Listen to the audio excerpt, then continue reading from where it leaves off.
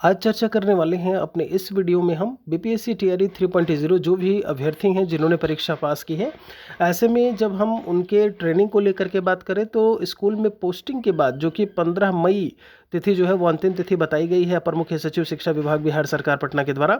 तो ऐसे में क्या उसके बाद की अगर हम बात करते हैं तो अभी आपको मैं बता दूं कि यहाँ पर जो समर वैकेशंस हैं वो 1 जून से 22 जून तक यहाँ पर देखने को मिलेंगे, लगभग 1 माह। ठीक है, अब ऐसे में क्या उन्हें ये महीने की छुट्टी जो है वो देखने को मिलेगी या फिर उन्हें ट्रेनिंग में प्रशिक्षण में भेज दिया जाएगा?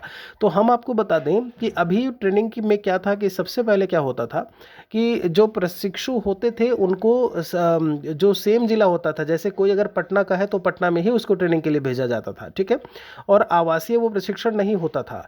तो ऐसे में क्या हुआ कि कई लोग जो है लेट में पहुंचते, पहले घर निकल जाते। तो अभी क्या किया, 3 बार बायोमेट्रिक अटेंडेंस कर दिया। आप उसका मतलब चेंज कब से हुआ, जब बीपीएससी टीआरई 1 आया।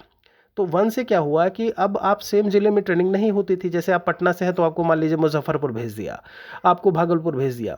तो फिर क्या हुआ, टीआरई 1 टीआरई 2 तक यही चला। अभी का मैं आपको बता दूं स्थिति इस समय कैसी है कि फिर से सेम जिला कर दिया है। मतलब आप पटना से हैं तो आपकी ट्रेनिंग पटना में ही होगी।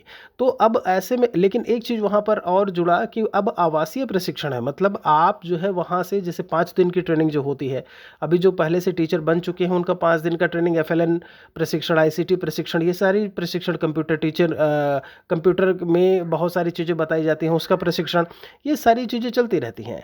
तो अब क्या है, पूरी तरीके से वह आवासीय हो चुका है। आपको वहीं पर रह करके, जिला आपका सेम है, कोई मुजफ्फरपुर से है तो मुजफ्फरपुर में ही उसे ट्रेनिंग करनी है। लेकिन आप जब वो 5 दिन कंप्लीट कर लेंगे उसके बाद ही आपको वहाँ से छुट्टी मिलेगी। वो 1 दिन में 3 टाइम अटेंडेंस होता है, ये सारी चीज़ें देखने को मिल रही हैं। तो अब यहाँ पर हम आपको बता दें कि अब जब सेम जिला कर दिया है, अगर टीचर वहाँ पर ज़्यादा है, वहाँ पर number of centres, training centres कम है, तो ऐसे में कहीं ना कहीं वो जो ट्रेनिंग का जो समय है वो आपको लंबा देखने को मिल रहा है या मिल सकता है। जैसे अभी की मैं आपको स्थिति बता दूं कि इस समय यहाँ पर आपको एक फाइनेंशियल ईयर में 5 दिन का 5 दिवसीय आपको ट्रेनिंग करना होता है। ठीक है, या फिर आप 1 साल में मान लीजिए उसे। अभी की स्थिति ये है कि 2024 की ट्रेनिंग हो चुकी है टीआरई 1 टीआरई 2 की, अभी 2025 वाली ट्रेनिंग जो है वो इस समय चल रही है। यहाँ पर अब चूंकि सेंटर अगर कम है तो धीरे धीरे सभी को आवंटित किया जा रहा है।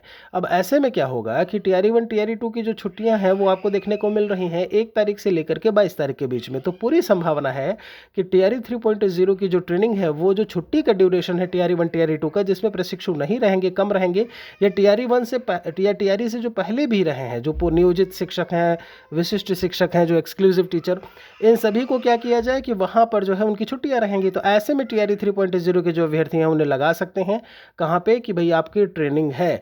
तो यहाँ पर संभावना पूरी है कि ये छुट्टी हो सकता है आपको ना मिले। लेकिन एक अच्छी बात यह है कि आपकी जो सैलरी है, जो टीआरई 1 टीआरई 2 के टाइम पे, ट्रेनिंग टाइम पे नहीं मिली थी, तो यहाँ पर आपको जो है प्रशिक्षण के समय पर आपकी सैलरी बनती रहेगी, क्योंकि आप स्कूल में योगदान कर चुके होंगे 15 मई तक। कोई सवाल है और तो हमारे लिए कमेंट में लिखिएगा ज़रूर। कुछ भी और अगर हमें जानकारी मिलती है तो हम यहाँ पर शेयर करते रहेंगे।